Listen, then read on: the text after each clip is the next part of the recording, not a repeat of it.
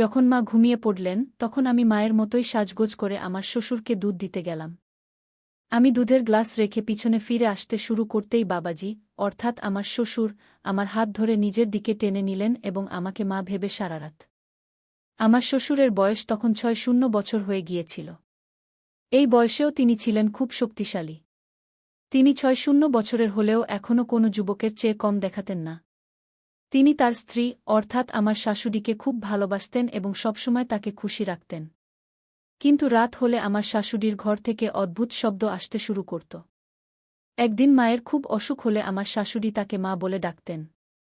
মা বললেন, বউ, তুমি বিজয়ের বাবাকে দুধ দিয়ে দাও। বন্ধুরা, আমার নাম উজ্জ্বলা এবং আমি একটি মধ্যবিত্ত পরিবার থেকে এসেছি। আমি দেখতে খুব সুন্দর এবং এখন ২-৪ বছরের। আমরা আমাদের বাবা মায়ের ২ সন্তান ছিলাম এবং আমার বড় ভাইয়ের নাম অজয়। আমরা আমাদের বাবা মায়ের সাথে খুব সুখে ছিলাম। আমার ভাইয়ের বিয়ে হয়েছিল ২ বছর আগে এবং যেদিন থেকে বাড়িতে আমার ভাবি এসেছেন সেদিন থেকে আমার বাবা মায়ের খুশি বেড়ে গেছে। আমার ভাবি খুব ভাল ছিলেন, আমার ভাই এবং ভাবির মধ্যে প্রচুর ভালোবাসা ছিল। ভাই পাশের শহরে একটি অফিসে কাজ করতেন, যার ফলে বাড়ির খরচ ঠিকঠাক চলত। ভাই যখনই কাজ থেকে বাড়ি ফিরতেন কিছু না কিছু খাবার নিয়ে আসতেন। এসব দেখে আমি খুব খুশি হতাম। আমি ভাবতাম, ঈশ্বর যেন সবার এমন ভাই দেন। আমার বাবা মাও ভাইয়ের উপর খুব গর্ব করতেন, কারণ ভাই বাবা মাকে খুব ভালোবাসতেন। আমার গ্র্যাজুয়েশন শেষ হয়ে গিয়েছিল এবং আমার বাবা মা আমার বিয়ের জন্য পাত্র খুঁজতে শুরু করেছিলেন। কিছুদিন পরেই বাবা একটি ভাল ছেলের সন্ধান পেলেন এবং ছেলেটি সম্পর্কে খোঁজখবর নিয়ে জানতে পারলেন যে ছেলেটি খুব ভালো।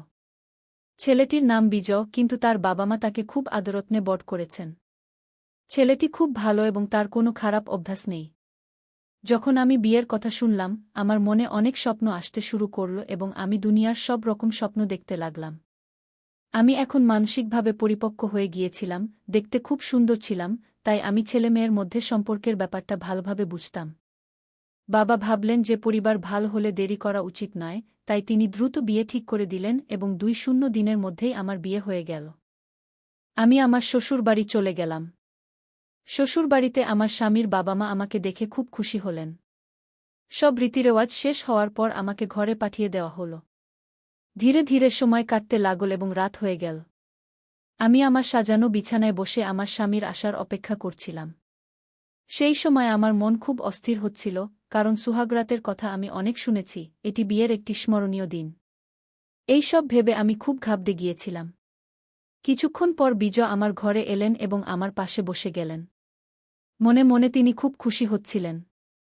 আমরা দুজনে বসে এটা সেটা কথা বললাম এবং বিজয় আমাকে বললেন, উজ্জ্বলা, আমি তোমার মতো জীবনসঙ্গী পেয়ে খুব খুশি। বিজয় আমার প্রশংসা করছিলেন এবং আমি চুপ করে তার কথা শুনছিলাম।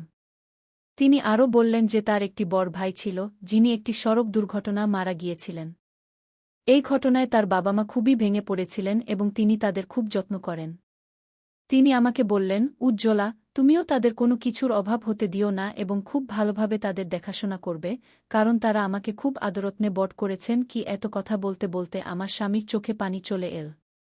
তখন আমি বললাম, আপনি এত চিন্তা করবেন না, আমিও তাদের খুব ভালোভাবে দেখাশোনা করব। সেই সময় তার কথার চেয়ে আমার নিজের আবেগই বেশি মনে হচ্ছিল। আমি আমার স্বামীর হাত ধরে বললাম, আজ আমরা কি এই সব কথাতেই রাত কাটাব? আজ তো আমাদের বিয়ের প্রথম রাত। এত কথা বলতেই তিনি আমাকে তার বাহুতে টেনে নিলেন এবং আমিও তো এই মুহূর্তেরই অপেক্ষা করছিলাম। কিছুক্ষণ পর আমার স্বামী বিজয় ক্লান্ত হয়ে আমার থেকে দূরে সরে গেলেন। তিনি ৫ মিনিটও ঠিকভাবে টিকতে পারলেন না। এসব দেখে আমি ভিতরে ভিতরে ভাবতে লাগলাম, আমি কত স্বপ্ন দেখেছিলাম, কত আশা পোষণ করেছিলাম, কিন্তু আমার সব স্বপ্ন ও আশায় যেন পানি ঢেলে দেওয়া হল। বিজয় আমাকে সেই তৃপ্তি দিতে পারলেন না, যা একজন স্ত্রীর তার স্বামীর কাছ থেকে প্রত্যাশা থাকে। বিজয় দ্রুত গভীর ঘুমে চলে গেলেন, কিন্তু আমি একটি তৃষ্ণার্ত মাছের মতো কুস্তরে পরিবর্তন ঘটতে থাকে, কিন্তু বুঝতে পারলাম না কেন এসব আমার সাথে ঘটছে। আমি সকালে উঠে ফ্রেশ হতে বাইরে গিয়েছিলাম, ফিরে এসে দেখলাম শ্বশুরজি উঠানে ব্যায়াম করছেন। এ দেখে আমি অবাক হলাম, কারণ বাবাজি ৬০ বছর বয়সেও একজন যুবকের মতো দেখাচ্ছিলেন। তারপর আমি রান্নাঘরে গিয়ে চা বানাতে লাগলাম। কিছুক্ষণ পর চা বানিয়ে বাবাজিকে দিতে গেলে তিনি বললেন, অরে বউ, তোমার মা কোথায়? তাকে তো কোথাও দেখছি না গিয়ে আমি বললাম, জি, তিনি ভিতরেই আছেন এবং কিছু কাজ করছেন কি তখন আমি লক্ষ্য করতে শুরু করি, মা যেখানেই থাকেন, বাবাজি সেখানেই চলে যান এবং তার সাথে অদ্ভুত আচরণ করতে শুরু করেন। মা বলতেন, এখন তো লজ্জা করো, বাড়িতে নতুন বউ এসেছে। সে যদি এসব দেখে তাহলে কি ভাববে? বাবাজি বলতেন, কি ভাববে? প্রত্যেক স্বামী তার স্ত্রীর সাথে এসব করে। বিজয়ও রাতে এসব করে থাকবে কি? মায়ের এমন কথা শুনে আমার খুব লজ্জা হচ্ছিল এবং আমি ভাবতে শুরু করলাম, কাশ বিজয়ও এমন হতো। এমনি করে ১-৫ দিন কেটে গেল। তারপর এক রাতে যখন আমি বাথরুমে যাচ্ছিলাম, মায়ের রুম থেকে তার অদ্ভুত আওয়াজ শুনতে পেলাম। এমন আওয়াজ শুনে আমি নিজেকে সামলাতে পারলাম না এবং তাদের রুমের জানালার কাছে গিয়ে দেখতে লাগলাম। তখন হালকা আলোতে আমি এমন কিছু দেখলাম যা দেখে নিজেকে নিয়ন্ত্রণ করা আমার পক্ষে কঠিন হয়ে উঠছিল। আমি আমার রুমে চলে গেলাম এবং বিজয়কে উত্তেজিত করতে চেষ্টা করলাম, কিন্তু সে এত গভীর ঘুমে ছিল যে কিছুই টের পেল না। কোনো রকমে আমি বিছানে পাশ ফিরতে ফিরতে ঘুমিয়ে পড়লাম। সকাল হলে আমার স্বামী তার ডিউটিতে চলে গেলেন, কারণ তার বিয়ের ছুটি শেষ হয়ে গিয়েছিল। আসলে আমার স্বামী বিজয় শহরেই থাকতেন এবং চাকরি করতেন, তাই মাসের শেষে বাড়ি আসতে পারতেন। আমি গিয়ে তার জন্য নাস্তা বানালাম এবং কিছুক্ষণ পর তিনি নাস্তা করে কাজে চলে গেলেন। আমি আমার বিষণ্ণ মুখ নিয়ে রুমে চলে গেলাম, কিন্তু রাতের সেই দৃশ্য আমার মাথায় ঘুরতে লাগল। আমি ভাবতে লাগলাম, মা কত ভাগ্যবতী, যাকে বাবাজি এত ভালোবাসেন। আর আমার স্বামী, যার ভালোবাসার জন্য আমাকে তৃষ্ণার্ত থাকতে হয়, সে আমাকে কখনোই সন্তুষ্ট করতে পারে না। জানি না কেন এখন এমনি দিন কাটছে। মা যখনই সকালে উঠতেন তার মুখ থেকে শুধু এটাই বের হতো, কখন এরা আমার প্রাণ ছাড়বে। আমি এদের থেকে বিরক্ত হয়ে গেছি। সারাদিন মাঠে কাজ করেন, তবুও মনে হয় না কখনো ক্লান্ত হন কি? মা সবসময় তার কোমর ধরে বলতেন, এই কোমরের ব্যথা কখন সেরে উঠবে? মায়ের এমন কথা শুনে আমি অবাক হয়ে যেতাম। শেষ পর্যন্ত বাবাজি এমন কি করেন যার জন্য মা এমন কথা বলেন? পরের রাতে আবার মায়ের রুম থেকে সেই আওয়াজ আসতে লাগল। এবারও আমি নিজেকে সামলাতে পারলাম না এবং জানালার কাছে গিয়ে তাদের রুমে উকি দিয়ে দেখতে লাগলাম। আবার সেই দৃশ্য আমার চোখের সামনে ভেসে উঠল, যা দেখে আমি আর নিয়ন্ত্রণ করতে পারলাম না। তারপর আমি পিছিয়ে এসে আমার রুমে ফিরে এলাম। রুমে এসে আমি ভাবতে লাগলাম, যদি বাবাজি এসব জানতে পারেন তাহলে তার খুব খারাপ লাগতে পারে। এক রাতে মা আমাকে বললেন, বউ, তোমার বাবাজির দুধ খাওয়ার অভ্যাস আছে। আজ তুমিই দুধ নিয়ে যাও। এত শুনে সেই দৃশ্য আমার চোখের সামনে ভেসে উঠল। রুমে এসে আমি ভাবতে লাগলাম, যদি শ্বশুরজি এসব জানতে পারেন তাহলে তার খুব খারাপ লাগতে পারে। এ ভেবে আমি কয়েক দিনের জন্য এসব দেখা বন্ধ করে দিয়েছিলাম। একদিন মায়ের স্বাস্থ্য খুব খারাপ ছিল, তাই তিনি মাথা ধরে বলছিলেন, আমার স্বাস্থ্য খারাপ, কিন্তু এদের এসবের কোনো মাথাব্যথা নেই। এরা শুধু নিজের আনন্দ চায়। রাতে মা আমাকে বললেন, বউ, আজ আমার স্বাস্থ্য ভালো নেই, তাই আমি তাদের রুমে যাব না। তোমার বাবাজির হলুদ দেওয়া দুধ খাওয়ার অভ্যাস আছে। আজ তুমিই দুধ নিয়ে যাও। এত শুনে সেই দৃশ্য আমার চোখের সামনে ভেসে উঠল। মা অন্য রুমে গিয়ে ঘুমিয়ে পড়লেন এবং আমি দুধের গ্লাস নিয়ে বাবাজির রুমে যেতে লাগলাম। তখন বাবাজির রুমে হালকা আলো জ্বলছিল। যখন আমি দরজায় পৌঁছলাম, আমার মনে নানা রকম চিন্তা আসতে লাগল। আমি আমার দোপাট্টা মাথায় দিয়ে ঘোমটা টেনে আমার মুখ কিছুটা ঢেকে নিলাম, কারণ মাও এমন ঘোমটা দিতেন। তখন আমি পুরোপুরি মায়ের মতো সাজলাম এবং রুমের ভিতরে চলে গেলাম। ভিতরের দৃশ্য খুব মজার ছিল। আমি দুধের গ্লাস রেখে ফিরে আসতে যাচ্ছিলাম, তখন বাবাজি আমার হাত ধরে নিজের দিকে টেনে নিলেন এবং আমি আমি চাদর দিয়ে মুখ থেকে ফেললাম যাতে তারা বুঝতে না পারে যে আমি আছি। তারপর সে আমার সাথে সেই একই আচরণ করতে শুরু করল যা সে আম্মার সাথে করত। তখন আমি আর আমার আবেগ নিয়ন্ত্রণ করতে পারলাম না এবং সবকিছু ঘটতে শুরু করল। যখন সে ক্লান্ত হয়ে ঘুমিয়ে পড়ল, আমি উঠে আমার রুমে চলে এলাম। আজ আমি খুব খুশি ছিলাম এবং ভাবছিলাম যে কেন সকাল সকাল আম্মার অবস্থা এমন হয়, আজ আমি তা বুঝতে পেরেছি। আমি বিছানায় শুয়ে পড়লাম এবং কখন যে গভীর ঘুমের কোলে চলে গেলাম তা টেরই পেলাম না। সকালে যখন আমার চোখ খুল, আমি খুব ভালো বোধ করছিলাম। রাতের সেই খুশির কোনো চিহ্নই আমার মধ্যে ছিল না। আমি ফ্রেশ হতে গেলাম এবং কিছুক্ষণ পরে বাইরে এসে দেখলাম যে আম্মার আজ তীব্র জ্বর হয়েছে। আমি তার কপালে ভেজা কাপড় দিয়ে জিজ্ঞেস করতে লাগলাম, ঠিক তখনই বাবাজিও সেখানে চলে এলেন। তিনি জিজ্ঞেস করলেন, বউ, এখন তোমার আম্মার অবস্থা কেমন? আমি বললাম, হ্যাঁ, এখন কিছুটা ভালো, জ্বরও কমে গেছে কি। তখন আমি অনুভব করলাম যে শ্বশুরজি আমাকে গভীরভাবে দেখছেন। এর আগে তিনি কখনো এভাবে আমাকে দেখেননি।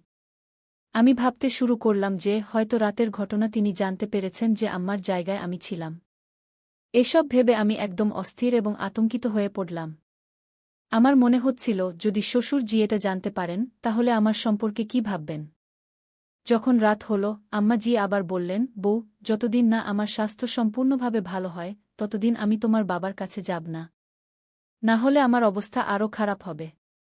তাই তুমি ওকে দুধ দিয়ে দিও, না হলে সে আমাকে খুঁজতে খুঁজতে এখানে চলে আসবে। আমি আমার শ্বাসরুদ্ধ অবস্থায় এই কথা শুনে যেন সম্পূর্ণ খুশিতে ভরে গেলাম। আমি ভাবতে লাগলাম আজ আবার সেই মজা নেওয়া যায় কিনা। রাত গভীর হলে যখন আম্মা ঘুমিয়ে পড়লেন, আমি দুধ নিয়ে শ্বশুরজির রুমে চলে গেলাম। আমি দুধের গ্লাস রেখে পিছন ফিরতেই শ্বশুরজি আমার হাত ধরে ফেললেন এবং বললেন, কি হয়েছে বউ, এভাবে চলে যাচ্ছ কেন? শ্বশুরজির মুখ থেকে এমন কথা শুনে আমি একদম ঘাবড়ে গেলাম। আমার মনে হল এখন আমার সাথে কিছু অঘটন ঘটতে চলেছে। কিন্তু শ্বশুরজি বললেন, আমি জানি যে গত রাতেও তোমার আম্মার জায়গায় তুমিই ছিলে। কি তখন আমি শ্বশুরজিকে বললাম, হ্যাঁ, যদি আপনি জানতেন তাহলে আমাকে কিছু বললেন না কেন?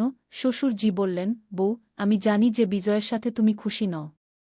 তুমি এটা আমাকে না বললেও আমি তোমার কষ্ট ভালোভাবে বুঝতে পারি। তারপর তিনি বললেন, দেখো বউ, তুমি এসব নিয়ে একদম চিন্তা করো না। আর ভাবো, যদি তোমার অবস্থা এমনই থাকে তাহলে তুমি মা হবে কি করে? শ্বশুরজির এমন কথা শুনে আমি নিশ্চিন্ত হয়ে গেলাম, কিন্তু আমার মনে একটু ভয় ছিল যে যদি একথা বিজয় বা আম্মা জানতে পারেন তাহলে আমার কি হবে। তখন আমি সব চিন্তা দূরে সরিয়ে দিয়ে শ্বশুরজির সাথে আমার খুশি ভাগ করে নিতে লাগলাম। সেই রাতেও যখন শ্বশুরজি ঘুমিয়ে পড়লেন আমি আমার রুমে চলে এলাম। এখন এটা আমার সাথে প্রায় প্রতিদিনই হতে লাগল এবং আমিও বেশ খুশি থাকতে লাগলাম। বাবাজিও যেন প্রতিরাতেই আমার জন্য অপেক্ষা করতে থাকতেন। এভাবে অনেক দিন কেটে গেল। তারপর একদিন আমার স্বামী বিজয় বাড়ি ফিরে এল। সে দিন আমি খুব খুশি ছিলাম। রাত হলে সবাই খাবার খেয়ে নিজ নিজ রুমে ঘুমাতে চলে গেল। আমি এবং আমার স্বামীও আমাদের রুমে চলে গেলাম। সেই রাতে আমি অনুভব করলাম যে বিজয়ের পারফরম্যান্স আগের চেয়ে ভালো হয়েছে, কিন্তু তেমন বেশি নয়। তারপর সে গভীর ঘুমে চলে গেল। তাকে এভাবে ঘুমন্ত দেখে আমি ভেতরে ভেতরে জ্বলে উঠলাম। তারপর ভাবলাম শ্বশুরজির কাছে চলে যাই, কিন্তু বিজয়ের উপস্থিতির কারণে আমি কোনোভাবে নিজেকে সামলে নিয়ে ঘুমিয়ে পড়লাম।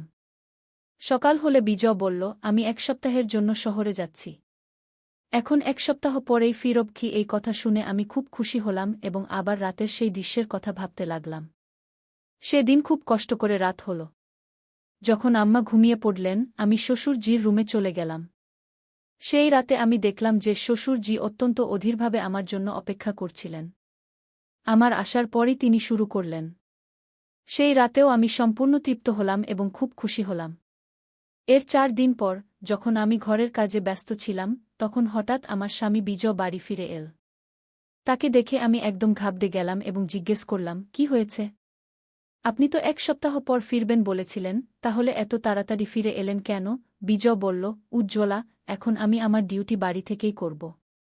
কারণ এখন আর আমি তোমাকে কষ্ট দিতে চাই না। তার মুখ থেকে এমন কথা শুনে আমি হতবাক হয়ে গেলাম এবং এটা কিভাবে আজ এমন হল তা ভেবে আমি অবাক হচ্ছিলাম। তখন বিজয় বলল, তুমি জানো উজ্জ্বলা, তোমার মতো স্ত্রী খুব ভাগ্যবান লোকেরাই পায়। আমি খুব সৌভাগ্যবান যে তোমার মতো স্ত্রী পেয়েছি। কারণ যদি কোনো নারী তার স্বামী থেকে সন্তুষ্টি না পায় তাহলে সে অন্য পুরুষের খোঁজে থাকে।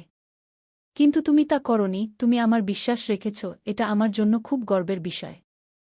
বিজয়ের এমন কথা শুনে আমি মনে মনে নিজেকে ধিক্কার দিতে লাগলাম। আমি ভাবতে লাগলাম আমার স্বামী আমার উপর কতটা বিশ্বাস রেখেছিল আর আমি তার পিছনে কি করছিলাম। এমন ভালো স্বামীকে আমি ঠকিয়েছি। তখন আমি নিজেকে ঘৃণা করতে শুরু করেছিলাম এবং এখন আমি ভেতরে ভেতরে শ্বাসরুদ্ধকর অনুভূতি পাচ্ছিলাম। আমার স্বামী বলল, জানো উজ্জ্বলা, আমার একটি গোপন রোগ ছিল যার চিকিৎসা আমি শহরে থেকেই করাচ্ছিলাম। এই কারণেই আমি এখনও বিয়ে করতে চাইনি। কিন্তু মায়ের জিদের কাছে হার মানতে হয়েছিল, তাই তোমাকে বিয়ে করতে হয়েছিল। তবে এখন কোনো সমস্যা নেই, আমি সম্পূর্ণ সুস্থ হয়ে গেছি। রাত হলে আমার স্বামী থেকে আমি সেই আনন্দ পুরোপুরি পেলাম যা বিয়ের পর থেকে কখনো পাইনি। আজ আমি খুব খুশি ছিলাম। পরের সকালে যখন শ্বশুরের দৃষ্টি আমার উপর পড়ল আমি তার দৃষ্টি এড়াতে লাগলাম এবং খুব লজ্জা পাচ্ছিলাম। তখন আমি বুঝতে পেরেছিলাম যে আমি ভুল করেছি, আমি ভুল পথে চলেছিলাম। কিন্তু এখন আমি আমার স্বামীকে আর ঠকাতে পারব না। সেদিনের পর থেকে আমি শ্বশুরের ঘরে যাওয়া বন্ধ করে দিলাম এবং আমার স্বামীর সাথে খুব খুশি থাকতে লাগলাম। শ্বশুর বুঝে গিয়েছিলেন যে এখন আমি অনুতাপের আগুনে জ্বলছি এবং কোথাও না কোথাও তিনিও তার ভুল বুঝতে পেরেছিলেন। সেদিনের পর শ্বশুরও আমার দিকে ভুল দৃষ্টি দেওয়া বন্ধ করে দিলেন, তিনি একজন ভালো মানুষের মতো থাকতে লাগলেন। যখন কোনো নারী বা পুরুষ তার স্বামী বা স্ত্রী থেকে সন্তুষ্টি পায় না, তখন সে ভুল পথে পা দেয়। কিন্তু আমি আপনাদের শুধু এটাই বলতে চাই, প্রথমে বুঝুন সমস্যাটা কি, কেন এমন হচ্ছে। যদি আপনি এই সমস্যার সমাধান করেন, তাহলে ভুল পথে চলার প্রয়োজন হবে না। কারণ এই পথে আপনি শুধু কিছুক্ষণের জন্য সন্তুষ্টি পাবেন, কিন্তু সারা জীবন অনুতাপ করতে হবে। তো বন্ধুরা, এই গল্পটি আপনাদের কেমন লাগলো কমেন্টে অবশ্যই জানাবেন। ভিডিওটি ভালো লাগলে লাইক, সাবস্ক্রাইব এবং শেয়ার করুন। ধন্যবাদ।